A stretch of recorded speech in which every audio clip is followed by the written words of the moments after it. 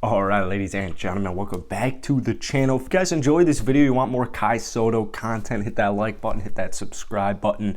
Today we're going to be talking a little bit more of like a Kai Sotto update. So technically speaking, he has until June 13th to decide if he wants to be eligible for the NBA draft or if he wants to take another year in the NBL or wherever he would decide to go.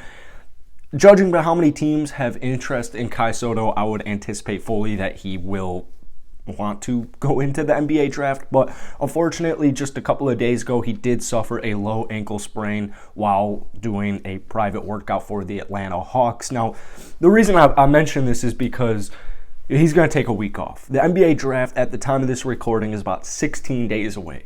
NBA draft, June 23rd. So he has 6-7-ish days to make that official decision. But like I said, I don't anticipate anything really happening. I would fully imagine Kai Sotto gets drafted or wants to go into the draft and ends up getting drafted because, I made a couple of videos the last few days talking about how he has at least 12 private workouts, and some rumors are saying he has 14 private workouts. Well, he's only done a couple of them. And this low ankle sprain is definitely going to hold him back. But some of the teams he's already worked out with are the New York Knicks, the Orlando Magic, the Cleveland Cavs, the Chicago Bulls, and the Atlanta Hawks. So those are all Eastern Conference teams right there, but there is a lot of rumors. There's a lot of talk that the Sacramento Kings are interested in him at, I think their second round pick is number 49, maybe it's 50, something like that. So I made a bunch of Kai Sotto videos last week saying I think just judging how he has at least 12 private workouts for the next couple of weeks, I was fully anticipating him just kind of blowing everybody away and getting his draft stock all the way up to the first round. Well, it's not really looking like that right now. It's not really looking like that right now. I would imagine I wouldn't be surprised. I wouldn't be shocked if the Chicago Bulls were to take Kai Sotto at 18. But it would be interesting. I don't think that I wouldn't put money on the Bulls picking him at 18. But I think that the probability, or I should say the possibility of a team taking a gamble, I don't think it's much of a gamble. 7'3", he's got elite basketball IQ. He's got the potential to be somebody really good in this league. I mean, he can shoot threes. Someone was complaining, saying, bro, I looked at his stats and, you're overhyping this guy. I'm like, dude, this man averaged 14 minutes a game in the NBL last year. They clearly, Australia, and give him props, give him kudos, because I would want to do the same thing. He's got a whole country backing him.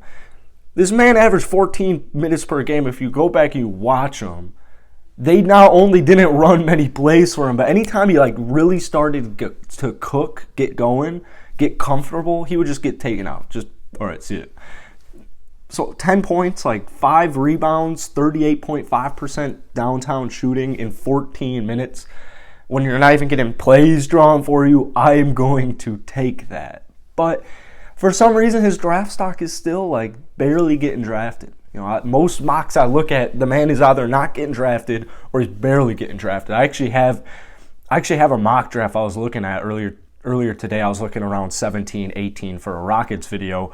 Let me see if I can see him. We're at first round, nothing in the first round. That's not that surprising though. All right, we're at 45. I see nothing. I still see nothing. I see nothing. Yeah, so just undrafted.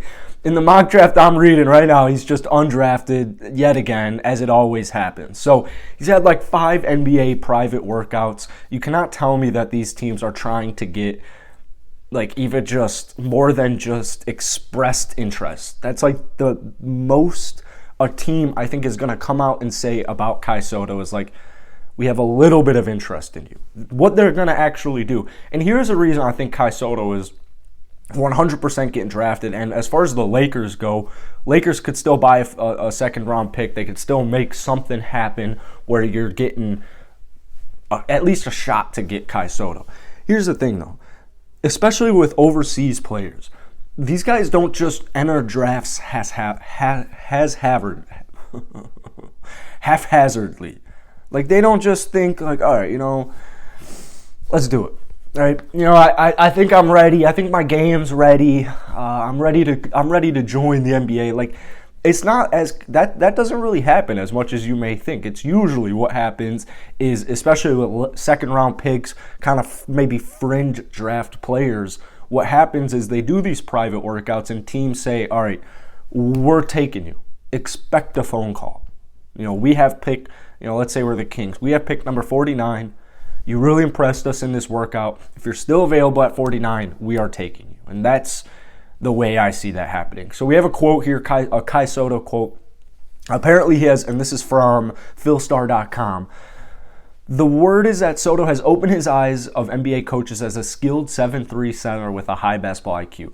Quote unquote, with that size and length, his ability to play the game with his mind, see the floor, pass the ball, shoot the ball, he can really do everything, so he's unique in that, said the Skill Factory coach Jeremiah Boswell. There are things he can always improve on. In the NBA, there's a lot of small ball, switching on pick and roll. So how does he move laterally? Can he switch on guards? How does he play the pick and roll? Can he hedge and get back?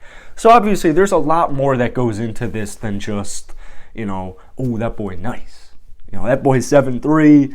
He didn't get much of an opportunity in the NBL. When he did, he was balling. His dad played for the PBA. His uncle was a stud in the PBA. This cat's been playing street ball against grown-ass adults since the age of 7. This man was playing grown-ass adults in competitive basketball play at the age of 15. I mean, everything about Kai Sotto to me is impressive. I see comparisons to Bol Bol, and I'm like, I cannot believe that just wasted so much of my time. I cannot believe how many people think this man is Bol Bol. They're completely different. I mean, Bol Bol does not nearly have the skill set, the arsenal in his pocket as Kai Sotto does, specifically on the offensive end. I mean, Kai Sotto can still get you some steals. He can still protect the rim. He'll get you some blocks. But offensively, you cannot tell me you're trying to compare Bol Bol to Kai Sotto. It's literally just because of their damn height. That's why people are comparing them. It's the freaking height. So on the Lakers, what does he offer the Los Angeles Lakers? Well, as far as immediate production, that's kind of the issue. And that's why I think him going to the Lakers is very much a long shot. They would have to look at him. They'd have to have him at a private workout or something where they would just be like, all right, Kai could probably help us out a little bit in his rookie season, but it's going to be more of a long-term play. Anybody selecting Kai Sotto is mainly thinking, all right, this is more of a long-term play. He needs at least a season in the NBA to get acclimated to the speed, just the swing of things, the travel schedule, the workouts, that kind of stuff. So who really knows? I would say the Lakers' chance of getting Kai Sotto, if I'm being realistic, if I'm being real, I'd put it less than 10%. I would put it less than 10%, which sucks. But if Kai Sotto were to get drafted by the Lakers, if the Lakers were to want him that badly, the Lakers are going to find out a way to get him. So that's it for today. Hit that like button, hit that sub button if you guys enjoyed it. And I will see you guys later. Drop some comments down below on Kai Sotto. Where do you think he's going in the draft? And yeah, peace.